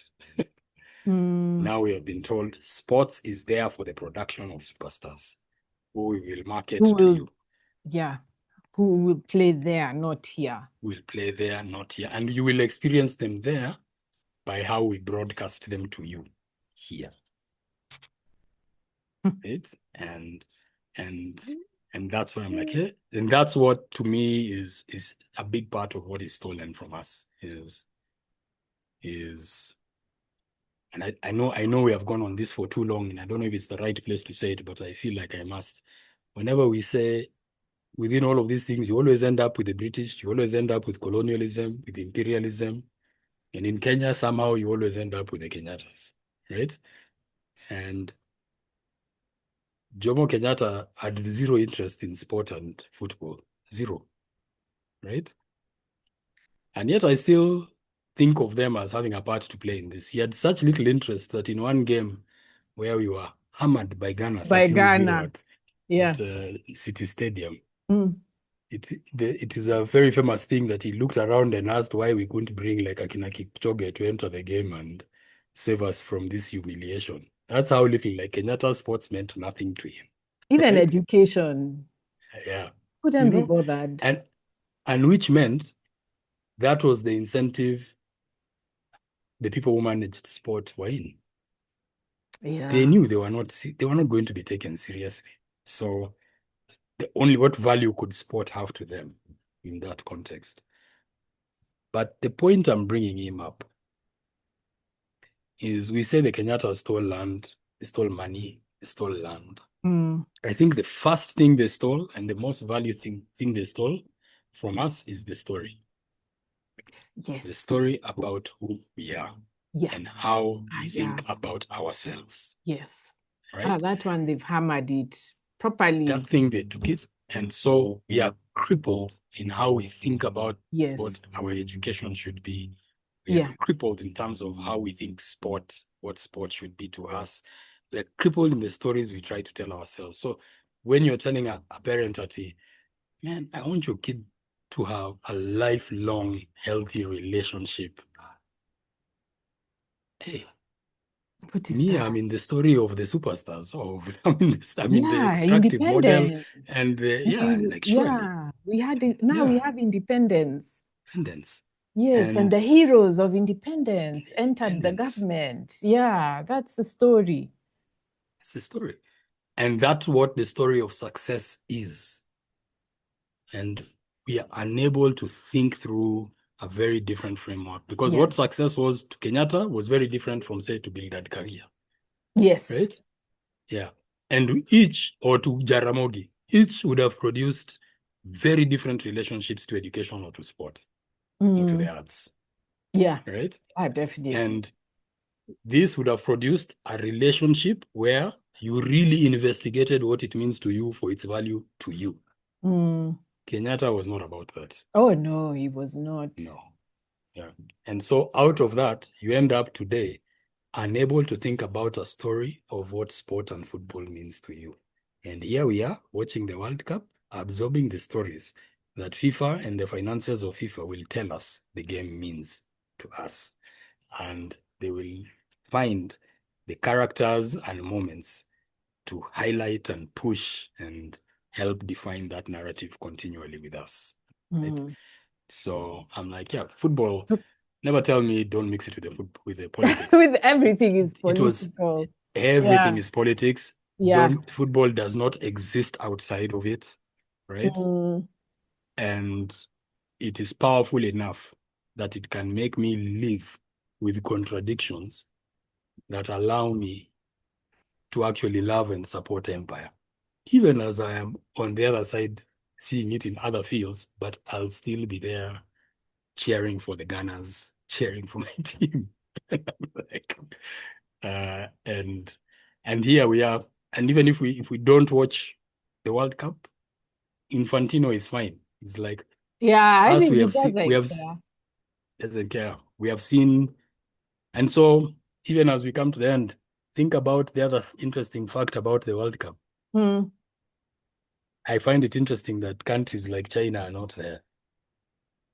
Like countries like China Really? are not yet football powers. Yeah, Yeah. I'm like, isn't that interesting? it Like, is. yeah. But among the things that involves is, yeah, similarly, countries like China are not owned by American digital platforms. Yes. Yeah, they are not owned by American and European capital. Mm. Yeah, so they have a very different relationship to the game. China, like, yeah, the game can be big, but it will be big the way we define it to ourselves. And we will go through a process of learning, testing, trying, and seeing how to set up this game until we figure it out on our own terms. And so we'll go through this season where we look like, how is that country Not not able. succeeding in football? But it's only a matter of time. It's just that them, they decide when we succeed the way we Mm. define success for ourselves. That's what you would hope Africa would Which do, is what or what we Fanon were was saying. saying, yeah, Yeah, is that that produce politically conscious people who play sport, sports. as opposed to fixating on producing professional athletes Mm. in a population which is politically unconscious. That's who we are. And guys like China are like, Hapana, us, we know if you go that direction, you will be ruled and you will propagate the stories and narratives of Of that others. capital, of Yeah. others, and not your own. Right? And I think that's how they are using this, and they will capitalize on culture in really big ways. And then you have to be able to hear it. And like you say, and I think I told you this story one day. I heard the other day Adidas and Bob Marley brand doing a collaboration. Mm. And I found Okay. it so fascinating because I saw them advertising this athletic wear. It's a Adidas athletic wear with the One Love song. And I mean, it was inspiring. It's so well done. You They even can find afford yourself to get people to do it very well. That's the you other even thing. find yourself They singing One pay. Love, One Heart. Let's Thinking get of together FIFA, and feel all right. and you're thinking And of then, FIFA. yeah, imagine you're thinking of buying consumable items. You're listening to Bob Marley's music, helping you decide to go and buy items. That's what his music is being used for now. But then it struck me when I Mm. listened, and I'm like, oh, the part of the song they played in the advert was One Love, One Heart. Let's get together and feel all All right. right. Uh, The next line is uh, let's get together and feel all right. uh. Hear the children crying, Mm. hear the children crying. Give thanks and praise to the Lord, and I will feel all right. Why are the children crying? Man, Bob Marley never sang anything by mistake. That's one of our most conscious ambassadors that we have. Why were the children crying? Why wouldn't you use that in the song promoting the consumerism of a global brand and FIFA partner? These guys don't joke with it's a long game and they are experts. And we need to start valuing the long game. Yeah. And Yeah. now I will start listening even to Bob Marley's music and not hearing the children crying.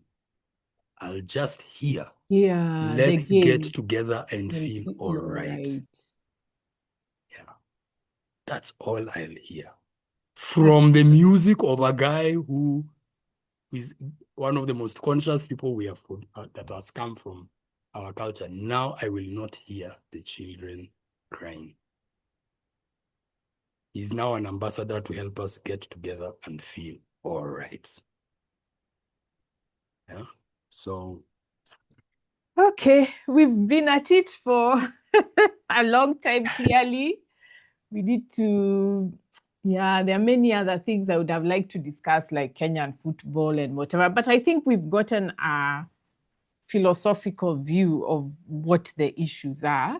So maybe next time we talk now, we'll just go into the detail. We can into the detail, yeah. Yeah. And maybe So, sometimes it's important to allow ourselves the space yes, to, yeah, like you said. I'm quite surprised by the amount of time we've been at it for almost, for a long time. wow. Yes. But it's okay. Because the things you're talking about are very deeply embedded. So it takes you have to pull apart the layers. Yeah, this is but you've given me hope. You've given me hope about okay, the seed. The seed is the revolution. It's not even the tree, it's the seed that right seed. now where Africa is, that's where we are. We just have to fight to plant the seeds. And Then that's why they hopefully, come for your indigenous seed. yes, yeah. Yeah. If it was not powerful, they would not come for Yes, it. they would not come for it. But They would not. yeah, and our government is fighting against the court ruling. Yep. Hey, those people, God help us one day to get rid of that structure. It's a structure. And you know, when you look at it in the Constitution, Mm, isn't it amazing? The Constitution refers to indigenous seed specifically. It says in the chapter where the Constitution defines culture mm, in Kenya, it says culture is the cumulative civilization of the people, right? And culture, it defines culture across sport, art, this. And then it defines in that paragraph, the parliament shall enact legislation to recognize and protect the ownership of indigenous seed, its growth, use, and sharing by the communities of Kenya. I always find that so fascinating. You took the time to explicitly mention culture, seed in the definition of culture, and recognize and protect the ownership of it, its use and sharing by communities. Which means that should be the foundation of the culture in your agriculture. Yes. That's what your laws, you should enact legislation that promotes that. Then we have a strategy which says we have to remove farmers out of farming and turn new farmers into consumers of inputs and turn consumers into people who buy from retail shops and processed food. I'm like, it's the opposite direction. That's a war. Yeah. That's a war. And it's a war. And it means the Constitution was defining culture. When I take that and I'm like, oh, so even Bob Marley told us every time I plant a seed, they say kill it before it grows. That means the children are seeds of your future. That means the growth of your game as an element of culture and sport should be about structures that enable you to grow and play the game as communities across Kenya. The kind of economy you should build around your sport, your agriculture, your culture as a whole should be an economy based on communities in Kenya, growing what is indigenous to them, sharing it, and competing with each other. That's the economy of the Constitution. That's like what the logic of the Constitution would lead you to. Our guys have gone, and then you realize, oh, these guys are at war. They are. With us. It's us to decide whether we have understood people are at war with us or not. Right? And I think Hundein says that whenever you wake up, that is your morning. Yeah, he keeps saying Africans have not understood that we are at war. That is your morning. Yeah. Because there is no day the English Premier League is coming to develop football for you here. It just needs, it knows one story every 15 years is enough. We just need, like for us here, we have one Dennis Oliech, McDonald Mariga, Victor Wanyama, Michael Olunga, Divo Korigi. They are like 4 guys. 4 guys over the space And of the that's last 30 enough. years. And that's It will enough give for you, us. can give you enough momentum, right? Mm. So the seed is not a joke. And sometimes you might be that guy, that librarian who saved books in Timbuktu. that person who just gathered indigenous seeds and saved them and grew them. You've amassed conversations from different people, giving space and time to think through things. All those are seeds. Right? And nobody should ever tell us that the seeds are small, that seeds are irrelevant, that seeds are, if they were, They these have guys would not no allocate market. they would not allocate the resources they are allocating to control them. Controlling them. They Exactly. would not. Yeah. So there's nothing small about the work you're doing. If it were, they would not dedicate such huge resources over time to control that. They would leave you to it. They would leave you to it. But you otherwise, do you think bots would bother you if you are saying things I which you are? know. In fact, I even No. tell them sometimes. Yeah. If what I was doing was so useless, why are you here? Why are you here? You're confirming that what I'm doing is correct. Correct. Yeah, otherwise you wouldn't be bothering me. Yeah. Yeah. All right. Thank you so much. This has been such an enlightening conversation, and I hope Kenyans will enjoy it. Yeah. Let's see, and I hope to learn more from you, and to share, and I think Mm. and have space to think and share and never like be undermined anymore. That the thoughts you're having or the work you're doing, like it's not meaningful. And yeah, it's been an honor for me also to spend time with you thinking.